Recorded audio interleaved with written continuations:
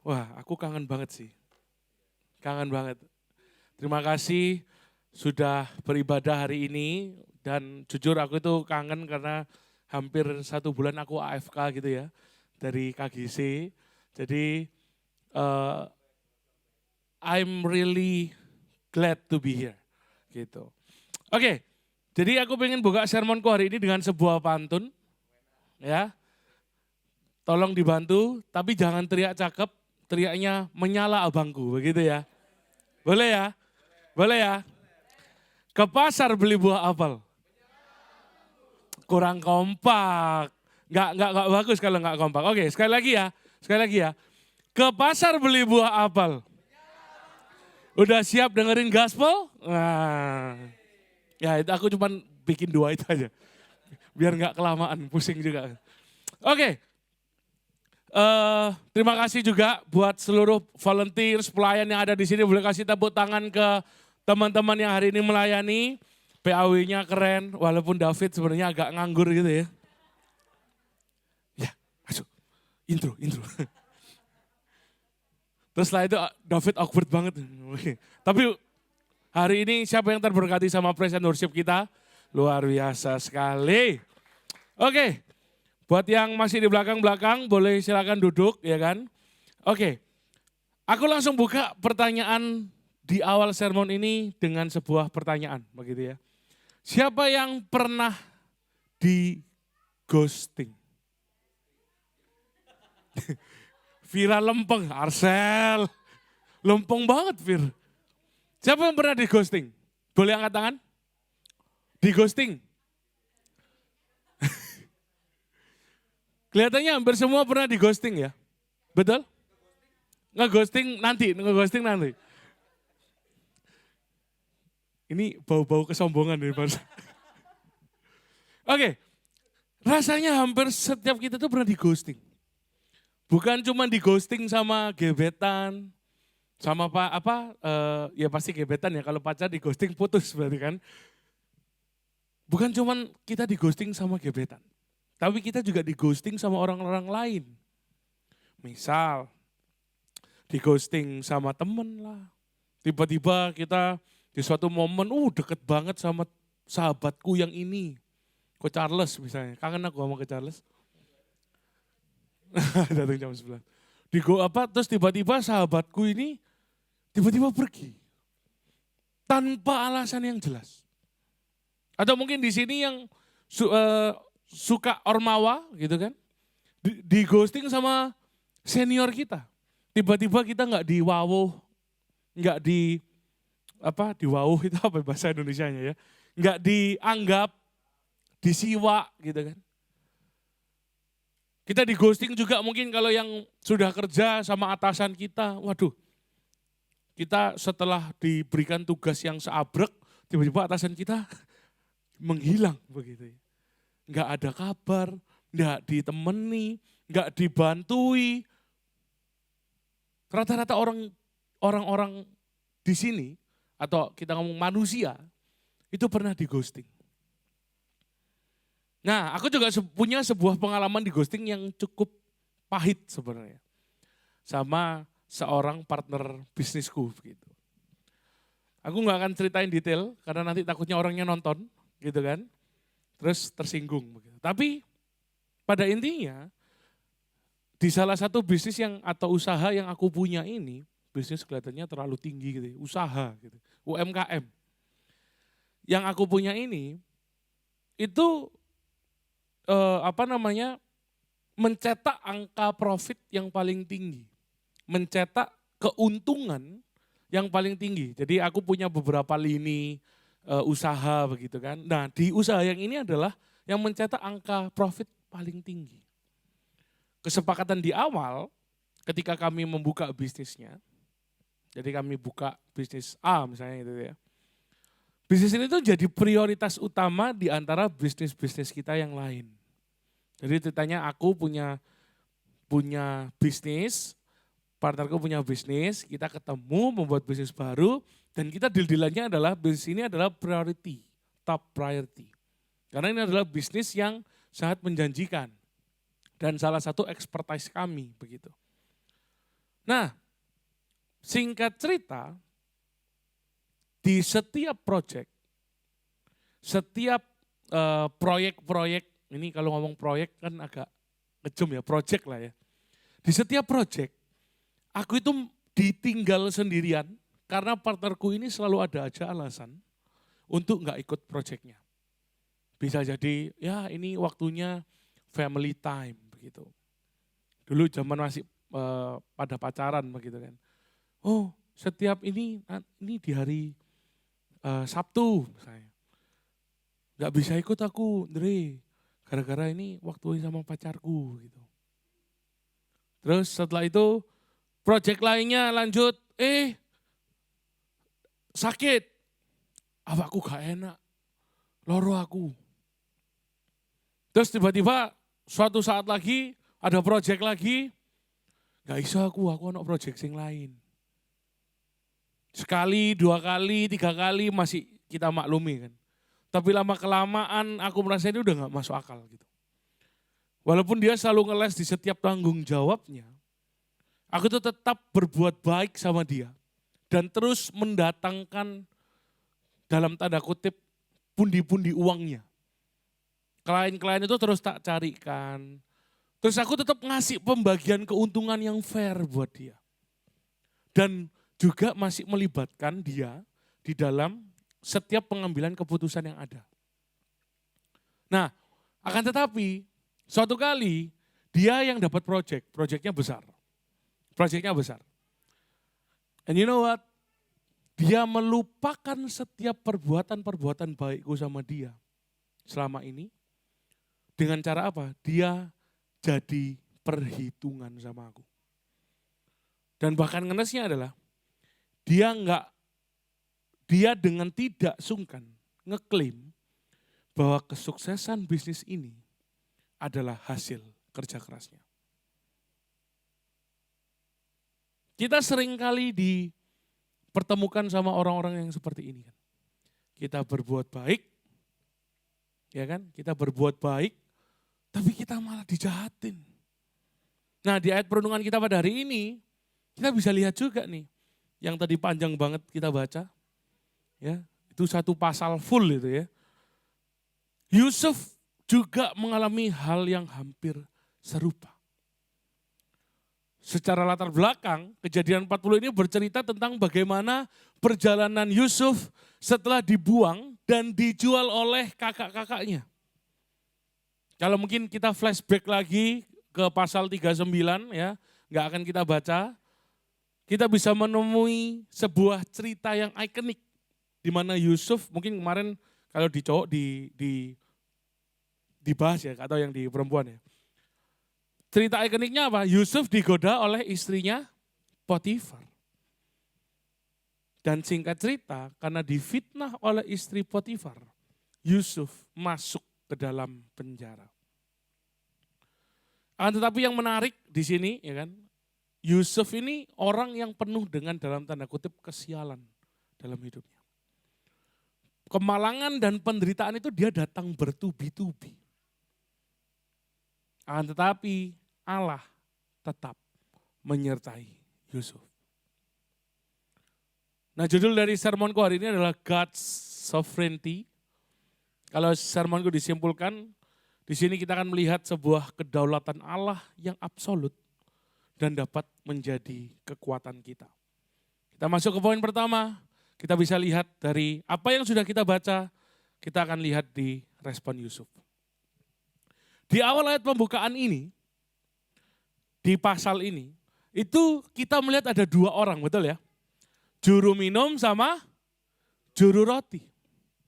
Kita melihat ada 2 orang, yaitu juru minum dan juru roti, yang melakukan kesalahan terhadap rajanya. Dia masuk ke dalam penjara. Ini boleh di next, Yus. Kalau bahasa sekarang ngebelah Yusuf sama juru roti dan juru minum itu adalah mereka itu tinggal di dalam satu sel yang sama. Mungkin sekarang bentuknya bukan sel ya, dulu bentuknya bukan sel ya, lubang. Tapi kalau zaman sekarang itu bentuknya itu sel. satu sel. Siapa yang sini pernah masuk penjara? Aku pengen tahu aja, serius. Kalau pernah enggak apa-apa. Ada?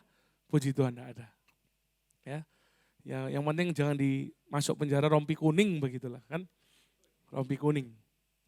Pasukan kebersihan maksudnya. Singkat cerita, juru minum ini sama juru roti ini mendapatkan sebuah mimpi. Tapi mereka sedih karena enggak ada yang bisa mengartikan mimpi mereka. Tetapi yang menarik di sini, di ayat ke-7, Yusuf secara sadar menanyakan kondisi mereka yang sedang bersedih. Kita stop sampai di sini dulu. Kalau kita coba breakdown, kita coba ingat-ingat. Kira-kira ada yang tahu enggak Yusuf ini siapa? Ada? Anaknya Yakub. Anaknya Yakub. Di sepanjang hidupnya, dia itu dicing sama kakak-kakaknya. Tadi udah sempat tak bahas. Tapi kalau kita coba breakdown lagi. Ingat enggak siapa yang menjebloskan Yusuf ke penjara? Pasti ingat lah, barusan dibahas ya kan. Berarti itu istri si Potifar dan Potifarnya. Karena yang memasukkan dia ke dalam penjara adalah Potifar. Mereka, Potifar sama istri Potifar ini orang apa? Orang Mesir. Harusnya Yusuf ini kepahitan dong sama orang Mesir, benar? Ya. Akan tetapi kita ini nggak boleh lupa bahwa juru roti dan juru minum ini, dia juga orang Mesir. Yusuf pasti punya stigma, label yang buruk sama kaum Mesir. Sama kayak misal kita kalau kepahitan sama orang-orang keturunan Tionghoa begitu ya. Kalau dia nawar nggak masuk akal gitu kan. Kayak mamaku nawar, berapa iki bu? Oh 100.000, gak iso 30.000 bu. Tapi ya dapat gitu kan. Ada stigma yang seperti itu. Ada stigma ketika orang mungkin kalau berdagang sama orang Tionghoa, dia itu akan males. Karena apa? Wah iki mati urip pasti ditawar iki barangku. Mati urip ditawar iki. Dan ditawari gak masuk akal. Atau mungkin kalau kita punya stigma orang Tionghoa itu pelit. Ini sama kayak, kenapa kok aku ngambilnya orang Tionghoa? Soalnya kalau aku ngambil orang Madura, aku bukan orang Madura. Salah nanti, aku penistaan suku nanti kan. Tapi karena aku orang Tionghoa, aku ngerusting diriku sendiri aja. Pokoknya lembek Cino itu ruwet. Lembek Cino itu ruwet. Ini gak oleh. Ngono ditawar. Ini jalukake permintaan nih. Wah ngeli. Nah, sama, mungkin kita bakal males untuk berbisnis atau jualan ke orang-orang Tionghoa. Tapi Yusuf tidak. Yusuf tetap memperdulikan orang Mesir ini. Sama kayak gini lah, misalnya kita kepahitan sama satu etnis begitu. Atau kelompok, misalnya KGC lah, males sama KGC lah. Dikit-dikit kalau ada barang hilang yang disalahkan siapa? KGC. Dikit-dikit kalau ada barang rusak yang disalahkan siapa? KGC. Mumpung sudah selesai masa kampanye gitu kan.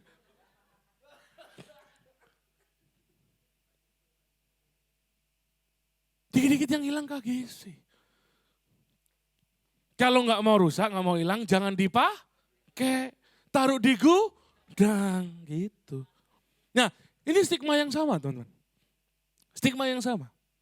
Tapi yang dilakukan oleh Yusuf ini sangat, kalau kita benar-benar telisik sampai ke hatinya Yusuf. Yusuf ini sebenarnya melakukan sesuatu yang lebih dari apa yang seharusnya dia lakukan. Dia bukan hanya care, tapi dia juga memperdulikan orang kaum yang menjebloskan ke dalam penjara. Kadang kita malas bukan kalau ada orang yang punya stigma buruk sama kita deket-deket sama orang itu, betul? Malas kan? Wes gak minjem-minjeman. Oh ini akhirnya kan pakai keyboard PSR misalnya gitu. Gak minjem-minjeman lagi wes. Sih? Tapi Yusuf, ini yang juga harus kita belajar. Alkitab mengajarkan kepada kita. sebenci-bencinya kamu sama orang lain, pedulilah terhadap orang lain itu. Ini bentuk sarkasme tapi juga teguran. Sarkasmenya adalah semoga orangnya sadar melihat ini, tapi ini juga buat teguran buat kita. Aku yakin Yusuf juga marah. Mangkel lah minimal. Wah, orang ini keterlaluan begitu kan. Tapi selanjutnya lagi, yang kenapa aku bilang Yusuf ini melakukan sesuatu hal yang extra miles adalah, kalian tahu kan dia di dalam kesusahan. Dia dibuang oleh keluarganya, dia dijual jadi budak. Dia dipenjara karena sesuatu hal yang dia tidak lakukan. Pertanyaannya yang harus kita tanyakan, mengapa Yusuf masih mau memperdulikan dua orang juru roti dan minuman ini, yang dimana dia itu juga orang Mesir? Yusuf punya banyak sekali alasan untuk tidak peduli sama mereka. Bukankah kita ini sering berpikir atau diajarin seperti ini? Kalau kamu mau nolong orang lain, pastikan dirimu cukup, betul? Orang tuaku selalu bilang, lu gak usah pikirin orang lain. Pikirin dirimu sendiri aja. Bahkan ekstrimnya begini, ini ekstrimnya, ini tak buka sedikit, tolong Feni jangan ngomong papi mami ya. Lah apa kamu ngasih persembahan ke gereja iku? Iku loh, anak dulur-dulurmu sing miskin kok. Sih? Kita sudah sangat sering didoktrin untuk tidak menolong orang lain, atau minimal gini, tolonglah dirimu sendiri, dirimu sudah cukup, baru tolonglah orang lain. Tapi di sini Alkitab mengajarkan kepada kita, dirimu cukup gak cukup, seneng gak seneng, tolong orang lain. Pedulikanlah orang lain. Nah kita kan sering bilang gini, aduh kok ya apa caranya buat aku ini bisa care sama orang lain. Uripku iki akeh masalah. Duh aku gak mau cerita ke orang lain lah, ngapain. Hidupnya orang lain itu juga penuh masalah kok. Tetapi yang menarik, Yusuf tidak melakukan itu. Dia tetap memperdulikan juru minum dan juru roti itu. Di tengah kondisinya yang tidak baik-baik saja. Dunia selalu mengajarkan kepada kita untuk menolong diri sendiri baru menolong orang lain. Tapi di sini Alkitab mau mengajarkan kepada kita, sebagaimana Yusuf tetap care dengan orang lain di tengah kesulitannya, Yesus juga care di tengah penderitaannya hingga akhir nyawanya. Yesus di tengah penyalipannya, ingat gak? Dia itu masih care loh sama 3 pribadi. Yang pertama, care sama si Maria. Di Yohanes 19 ayat 26 sampai 27. Dia menyebut apa? Maria adalah ibunya.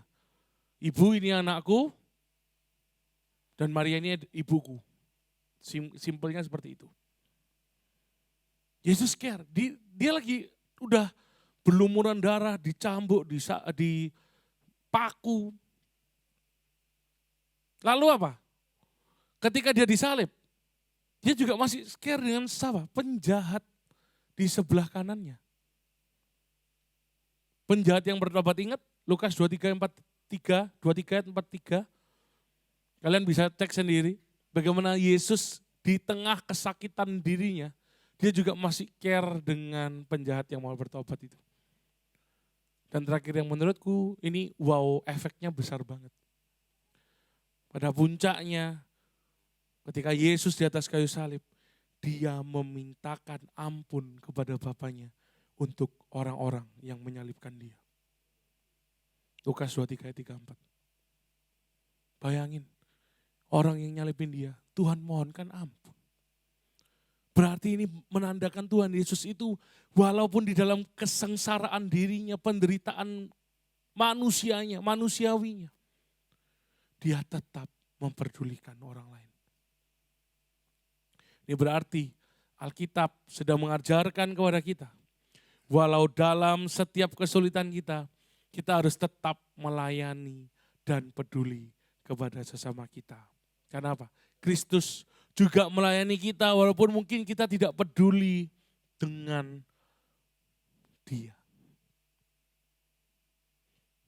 Boleh di next, Yos. Akan tetapi teman-teman, untuk bisa melakukan ini, hanya ada satu hal yang membuat Yusuf mampu. Dan juga kita mampu. Kita masuk poin yang kedua, keterlibatan Allah. Sedari awal, Yusuf ini menyadari bahwa keterlibatan Allah ini besar di dalam kehidupannya. Kalau kita flashback lagi di pasal sebelumnya, statement bahwa Allah menyertai Yusuf itu diulang hingga 2 kali. Bisa dilihat di pasal ke-39. Ini adalah sebuah alasan utama di mana ketika Yusuf masuk ke dalam penjara, dia bisa tetap tenang. Jadi singkat cerita habis difitnah istri Potifar, dijebloskan Potifar ke dalam penjara. Karena Allah menyertai dia, Yusuf ini juga melakukan sesuatu yang dimana dia juga melakukan yang terbaik juga. Karena dia tahu dia disertai, makanya dia melakukan yang terbaik. Dan akhirnya apa? Bukan juru kunci, penjara, kepala penjara. Kepala penjara ini mempercayai dia at the end. Sebelum juru roti ini masuk sama juru minum. Juru kunci lah kuburan, bos.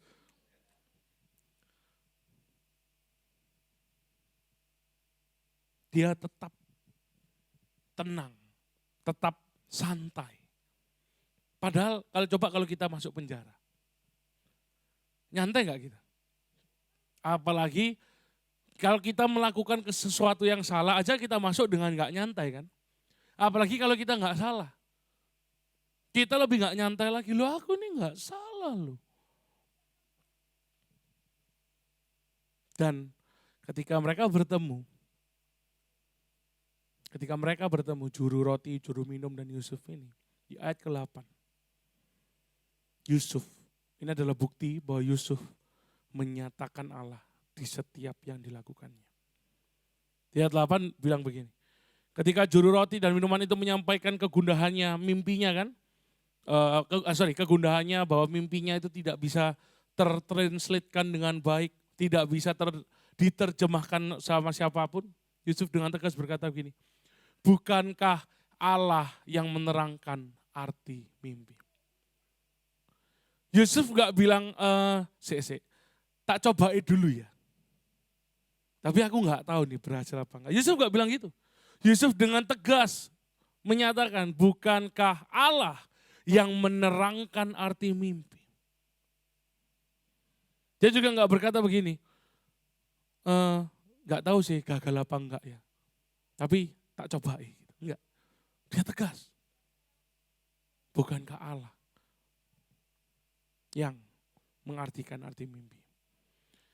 Ketika Yusuf berkata seperti itu, dengan kata lain, ini juga membuktikan bahwa Yusuf percaya 100% sekaligus apa? Dia menyadari keterlibatan Allah di dalam hidupnya. Yusuf sadar, kalau kita nggak sadar, kalau Yusuf seandainya nggak sadar keterlibatan Allah di dalam kehidupan kita, atau di kehidupannya dia akan tak cobain. Sama gak sih sama kehidupan kita? Kadang kita gak sadar juga Allah itu terlibat apa enggak. Kita bilangnya apa? Yang penting hard work. Yang penting kerja nyata. Usaha tidak akan mengkhianati proses. Iya betul. Usaha tidak akan mengkhianati hasil. Tapi ketika gagal, pusing kita kan. Long story short, ketika Yusuf selesai dengan tugasnya, dia berbuat baik kan sama kedua juru itu. Yusuf menitipkan kepada seorang juru minuman ini sebuah pesan. Yaitu apa? Ingatlah akan diriku. Tapi apa yang diterima Yusuf? Juru minuman itu tidak pernah mengingat Yusuf. Ketika dia sudah dipromosikan, juru minuman itu tidak pernah mengingat Yusuf sama sekali. sampai 2 tahun lamanya. Di pasal 41 dikatakan 2 tahun setelah itu, Firaun yang punya mimpi, terus juru minum ini ingat, oh iya, dulu ada orang yang satu penjara sama aku. Dia bisa mengartikan arti mimpiku. Baru dia ingat di situ. Baru dia ingat. Dengan kata lain, Yusuf di ghosting. Siapa yang di sini pernah atau sedang berada di posisinya Yusuf? Nih bayangin ya, kita udah berbuat baik sama orang lain. Kita sudah bantu orang lain. Kita sudah memberikan extra mile sama orang lain. Tapi ternyata apa? Ternyata orang lain itu tidak punya terima kasih sama kita. Orang itu enggak punya rasa syukur sama kita. Kita udah melayani KGC begitu kan. Tapi kok aku enggak dinotis. Pasti apa? Respon utama hati kita, marah kan? Atau mungkin kamu kalau punya dosen atau punya apa, atau punya orang tua lah paling gampang. Papi ini udah tak pijeti loh kakimu, Pi. Masa iPhone 15 Pro Max gak turun, Pi? PS5 gak turun, Pi? Bukankah kita sering seperti itu? Atau mungkin bahkan kita yang dizolimin. Dizolimin, udah berbuat baik apa, kita dihianatin sama gebetan kita. Oh ternyata aku lebih suka sama temanmu daripada sama kamu. Padahal yang effort itu kamu. Beliin bola futsal gitu kan. Enggak bercanda. Ngajak Valentine dinner. Tapi jadinya sama orang lain. Karena menganggap dirimu enggak se-effort orang lain. Padahal orang ini enggak ngapa-ngapain. Gitu. Kita pasti marah kan. Kita pasti jengkel. Minimal gini lah. Kita pasti ngerundel. Wah kampret bener nih orang nih. Gak punya terima kasih. Tahu gitu aku gak nolong dia tadi. Kadang kita juga gitu. Kalau kita nolong orang, terus orang itu bahkan hanya karena tidak ngomong terima kasih. Hal ini keluar secara natural, betul ya? Dasar gak tahu terima kasih. Nah, pun sebenarnya aku juga meresponi hal itu dengan hal yang sama. Atau mungkin bisa jadi ada yang dari kita ini pelakunya. Kita ini yang nggak tahu terima kasih. Kasian loh Arsel, halah. Habis ini Arsel marah kelihatannya. Hati kamu Fir, pulang dicegat. Kita lihat. Atau mungkin sebenarnya kita ini pelakunya. Maksudnya pelakunya itu gimana? Kita yang tidak berterima kasih. Ketika apa? Ketika orang sudah ngasih tahu kita, ketika orang sudah memberi kita sesuatu, sudah bereffort ke kita, tapi kita kayak kenggong aja. Ya udah, itu kan memang nggak seharusnya dilakukan. Bukankah sebenarnya home pastor di sini adalah melayani? Jadi kalau aku nggak melayani dan home pastor yang melayani aku, ya itu udah kewajibannya. Bisa jadi seperti itu. Mungkin kita sama kayak juru minuman itu. Kita mungkin menganggap enteng perbuatan orang lain. Yang dilakukan teman kita, saudara kita. Kita nggak berterima kasih, kita nggak punya balas budi. Akan tapi teman-teman, tak bilangin. Kita nggak sendirian. Khususnya yang menjadi korban. Bukankah sebenarnya Kristus ini juga mengalami hal yang sama. Enggak terhitung hal-hal baik yang Tuhan berikan, betul?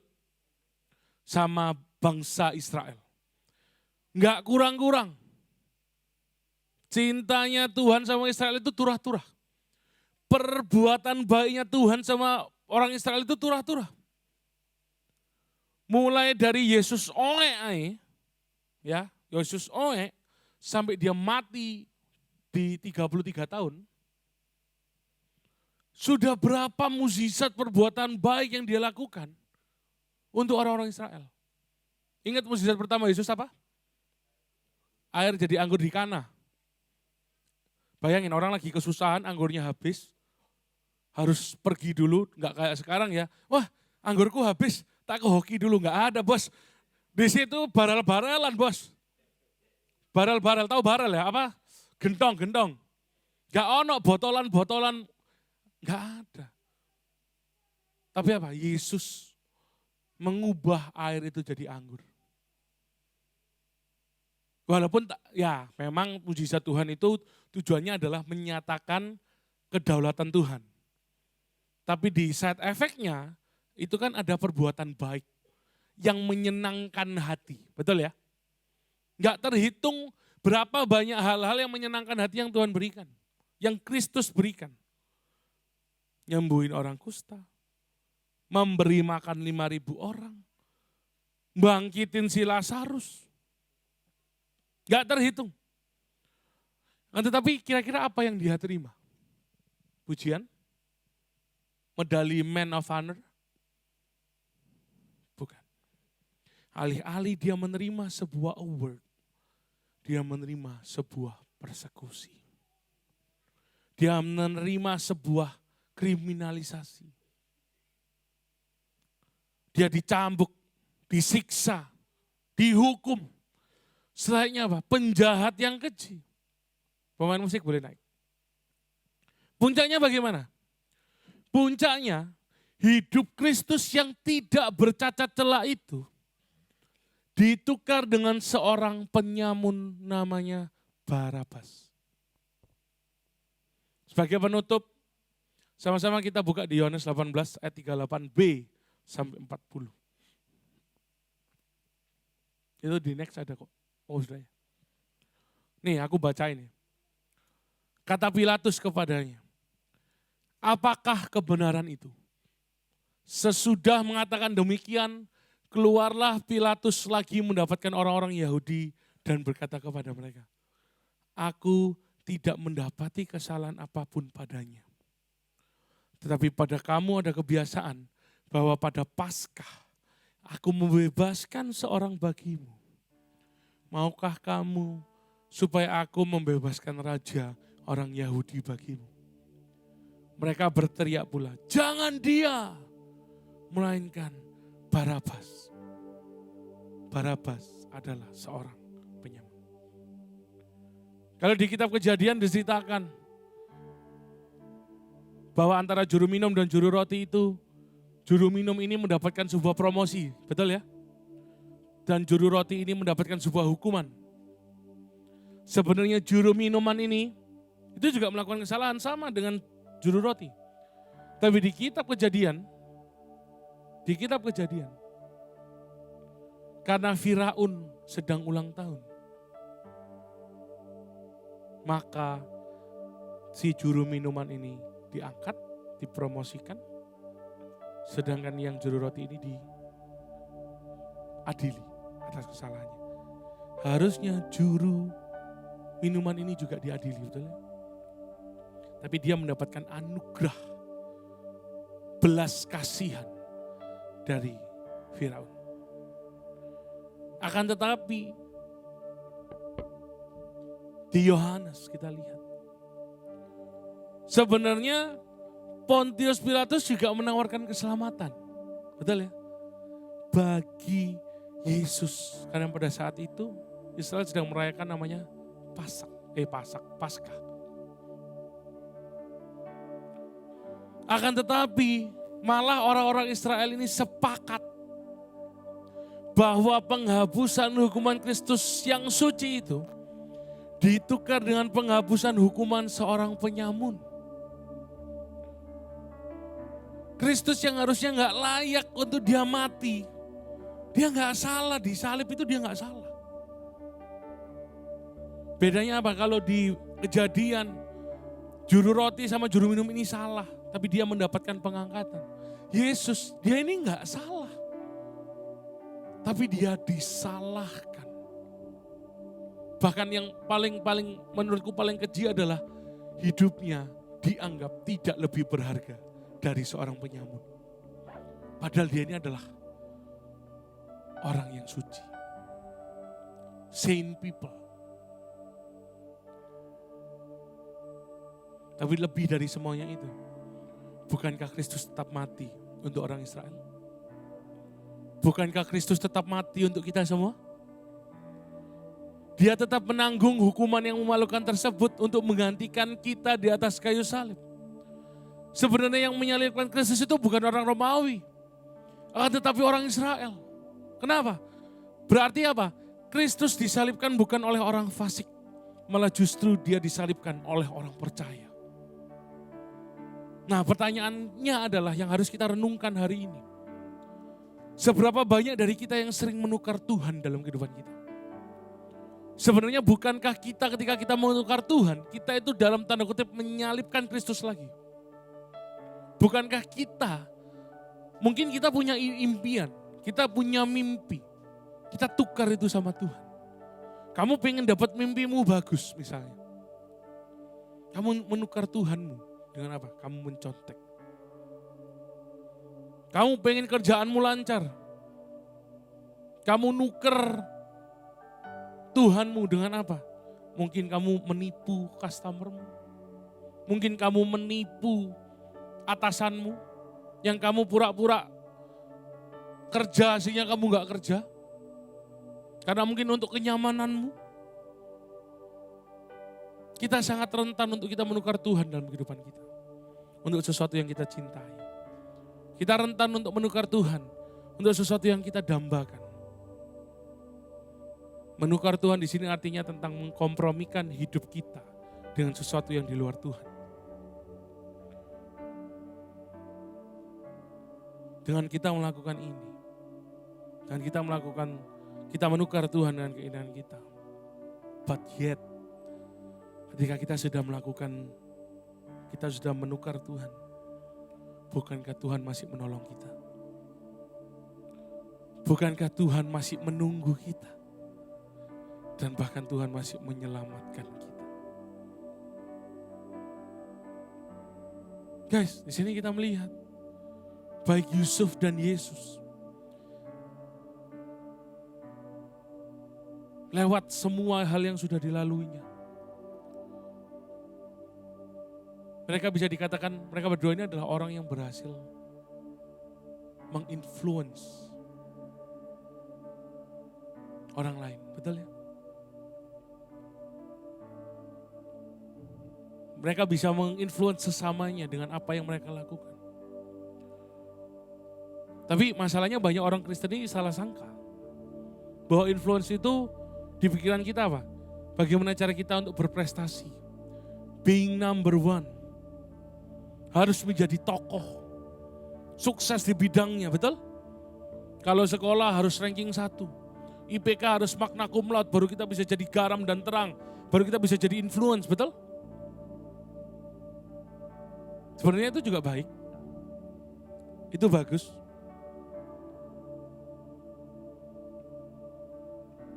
Itu bukan hal yang salah. Tapi kita lihat juga bagaimana Yusuf dan Yesus. Mohon maaf, mereka tidak menjadi orang nomor 1 di kelasnya. Baik Yusuf dan Yesus. Siapakah Yusuf? Anak kecil yang cuma dijual saudaranya, dia gak berarti. Siapakah Yesus? Anak tukang kayu dari Nazaret, lahir di kandang domba. Tetapi kabar baiknya, untuk kita menjadi garam dan terang, itu bukan berbicara tentang garamnya atau tentang sinarnya. Tapi semua itu berbicara tentang dari mana rasa asin dan rasa terang itu timbul. Anggaplah kita ini garam bongkahan begitu ya.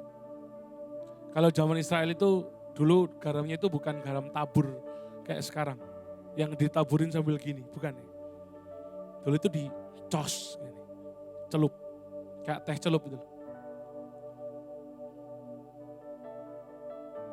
Kira-kira dari garam, kita anggap aja kita nih kalau kita garam bongkahan, kira-kira apa yang buat kita asin?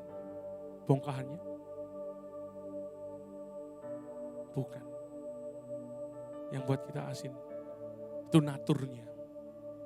Rasa aslinya. Karena apa? Bongkahan ini bisa hilang. Rasa asinnya bisa hilang. Kalau mbok pakai terus, suwe-suwe gak asin. Ya kan? Anggaplah kita terang. Tahu lampu oblek enggak kalian? Lampu oblek, aduh apa itu namanya? Gentel apa? Promak ya. Petromak. Promak obat lambung lah. Promak. Petromak. Lampu petromak itu yang bikin terang. Itu bukan lampunya kan? Tapi apinya.